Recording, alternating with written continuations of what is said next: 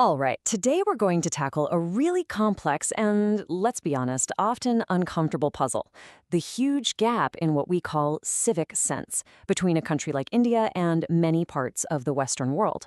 I mean, why is it there? And are the reasons we usually hear the real story? Let's find out.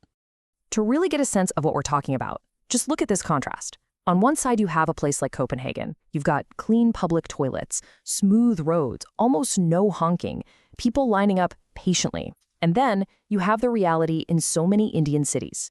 We're talking mountains of garbage, roads that are a mess of potholes, and just a constant drone of horns, and total chaos where a line should be. It's like they're from two different planets. And when you see a difference that stark, it leads people to ask a really uncomfortable question, one that gets whispered a lot. Is there something wrong with the people? Is it some kind of cultural flaw, or even, as some people ask, something genetic? But here's the thing, the answer is a hard no. The real problem isn't what you see on the surface. As we're about to unpack, the actual reasons and, believe it or not, the solutions are buried way deeper, and in some ways, they're a lot simpler than you might think. So, to really understand this divide, we first have to get inside the psychology that's driving all of this. This quote just nails the core issue perfectly. Just think about the words we use. The person who comes to collect our garbage is the kudewala, the trash person. But wait a minute, who made the trash? We did. That one little word creates this huge mental gap. Suddenly, our trash isn't our problem anymore, it's their job. And that way of thinking, that mental disconnect, it didn't just pop up overnight. To get it, we really have to dig past blaming individuals and look at the unspoken social and historical roots that have shaped these attitudes for literally centuries. The first, and maybe the biggest unspoken root, is the legacy of casteism.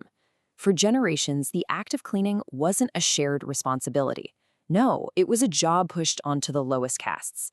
And because of that, a deep, deep social shame got attached to the very act of cleaning. It became something respectable people just don't do. And if you're sitting there thinking, oh, that's just ancient history, well, look at this recent headline from Jharkhand.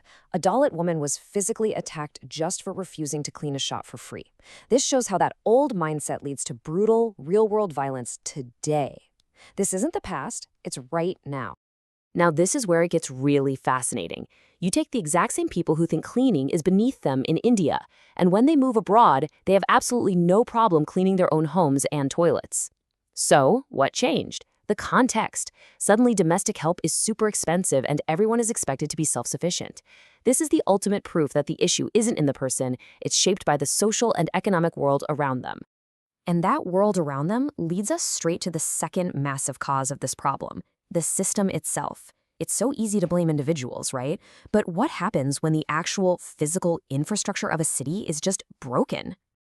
Okay, let's take a classic example: public urination. We hear complaints about it all the time. It's a sign of no civic sense. But have we ever stopped and seriously asked, why is it so common? Because here is the hard reality.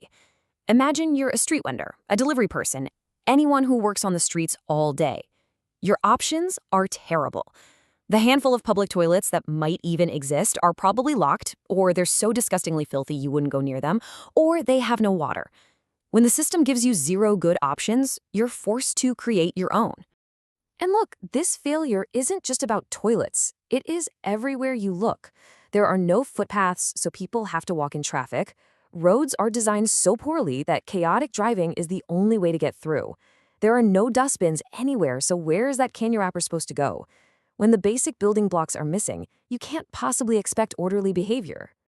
This quote just captures the psychology of it all perfectly. It's a kind of herd mentality. If a place is already covered in trash, throwing one more piece feels like nothing. But put that same person in a sparkling clean metro station or an airport, and they'll think twice. Cleanliness encourages more cleanliness. The government has to be the one to provide that clean slate to begin with. So, okay, the problem feels huge, right? A broken mindset and a failing system. So what's the fix? Well, here's the good news. We don't have to reinvent the wheel. A clear blueprint for change is already out there, and it's been proven to work in some of the world's cleanest places. This blueprint basically rests on 3 pillars of action, and they all have to be led by the government. First, you have to educate. Start young in schools. Teach respect for all jobs. Teach practical stuff like how to segregate waste. Second, you have to build. You've got to give people the tools for good civic sense, the clean toilets, the dustbins, the footpaths. And third, you have to enforce. And the key here isn't giant fines, it's the high certainty of getting caught for even a small fine. Knowing you'll get caught is a way better deterrent than a huge penalty you'll probably never get. And if you want to see what a great system can achieve, get this. In India, we struggle to get people to separate just wet and dry waste. In Denmark, citizens sort their household garbage into 10 different categories.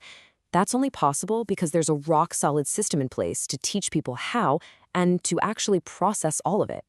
And you can see these examples everywhere. In Japan, students clean their own schools. It's called osoji, and it builds responsibility from day one. Germany's bottle deposit system basically pays you to recycle. Singapore actually rates its public toilets for cleanliness. And look at Rwanda. It's overcome so much and is now a model for cleanliness in Africa. These ideas just plain work. But even if you have the best education, the best infrastructure, and the best rules, there is one final piece that ties it all together. It's something you can't really touch, but it is absolutely essential. A huge shift in our collective mindset. The Danes have this amazing word for this, samfundssind. It basically means a sense of social-mindedness, a community spirit. It's this deep feeling that you have a duty to the spaces you share and the people around you, that the good of the community is just as important as your own. Now, that is the exact opposite of the feudal mindset we see so often, where the privileged just retreat into their own clean, fancy bubbles. They can have a pristine swimming pool and a tennis court inside their gated community and be completely blind to the mountains of trash just on the other side of the wall. There's no sense of a shared city, just a private island. And really, when you boil it all down, that's what civic sense is. It's just empathy in action. It's that little voice in your head before you litter. It's the thought, if I leave this mess, another human being is going to have to clean it up. That simple act of considering someone else is the foundation of a society that works. So this is where we land. The problems are pretty clear. The historical roots are deep, but we can understand them. The blueprint for how to fix it, taken from countries all over the world, is sitting right in front of us.